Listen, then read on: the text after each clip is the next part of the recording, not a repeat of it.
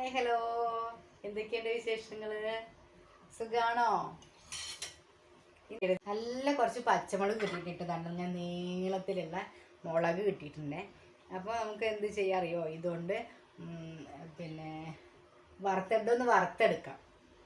അതിനാദ്യം സിമ്പിളായിട്ട് വറുത്തെടുക്കാൻ പറ്റും കേട്ടോ. അതൊക്കെ ആയിട്ട് നമുക്ക് എങ്ങനെ ചെയ്യാൻ നോക്കാം. ഓക്കെ, ആദ്യം വേണ്ടത് ഇത് ഇങ്ങനെ ഒന്ന് ആക്കിയെടുക്കണം കേട്ടോ. ചെറുതായിട്ടൊന്ന് കട്ട് ചെയ്ത് കൊടുത്താൽ മതി. എല്ലാതും ഇങ്ങനെ എടുത്തിട്ട് ഒന്ന് ചെറുതായിട്ട് കട്ട് ചെയ്ത് കൊടുക്കണേ. നല്ല മുളക് കേട്ടോ അത്. ഇങ്ങനത്തെ മുളക് കണ്ടാൽ എനിക്ക് എപ്പോഴും ഒരു നൊസ്റ്റാൾജിയ ഫീൽ ചെയ്യുള്ളൂ. പിന്നെ ഇതൊരു വെണ്ടക്കായാണ് കേട്ടോ. അപ്പോൾ കൂടുതൽ പിന്നെ ഇതൊക്കെ ഉണ്ടെങ്കിൽ, കൂടുതൽ എരിവ് ഇതുണ്ടെങ്കിൽ, മുളകാണെങ്കിൽ, കൂടുതൽ എരിവുള്ള മുളകാണെങ്കിൽ ഇതും കൂടി ഇട്ട് കഴിഞ്ഞാൽ അതിലത്തെ എരിവൊക്കെ ഈ ഇതിലേക്ക് പിടിച്ചിട്ട് നന്നായിട്ടുണ്ടാവും. അപ്പോൾ ഇതും കഴിക്കാൻ പറ്റും, ഇതിൽ എരിവ് കുറവും ഉണ്ടാവും. അപ്പോൾ അതും കൂടി ഞാൻ ഇടുന്നുണ്ട്. ഒരു വെണ്ടക്കായ എടുത്തിട്ട് നാലാക്കിയിട്ട് അതിൽ നമുക്ക് ഇതിടുന്നു. അതിന് ശേഷം വെള്ളം ഒഴിക്കണം. കുറച്ച് അത്യാവശ്യം വെള്ളമൊക്കെ ഇരുന്നോട്ടെ. പിന്നെ ഉപ്പിടണം. കുറച്ച് ഉപ്പ് മതി കേട്ടോ. കുറേ കൂടുതൽ ഉപ്പൊന്നും വേണ്ട. അതിലേക്ക് പാകത്തിന് ഞാൻ കുക്കറിലേക്ക് മാറ്റിയിട്ടോ. അതൊക്കെ കുക്കറിലാണ് വെക്കുന്നത്. ഇതെന്നാൽ വേഗം പെട്ടെന്ന് ആയിക്കോളും. പെട്ടെന്ന് അത് വെന്ത് കിട്ടും.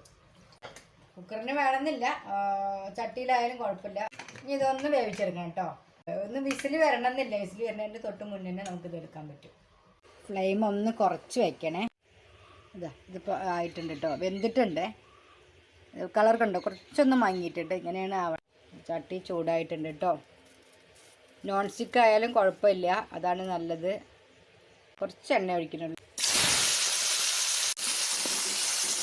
കണ്ടോ എത്ര പെട്ടെന്ന് അതിൻ്റെ കളറൊക്കെ ഇങ്ങനെ വന്ന് കണ്ടോ. നമ്മുടെ മുളക് വറുത്തത് റെഡി ആയിട്ടുണ്ട് കേട്ടോ.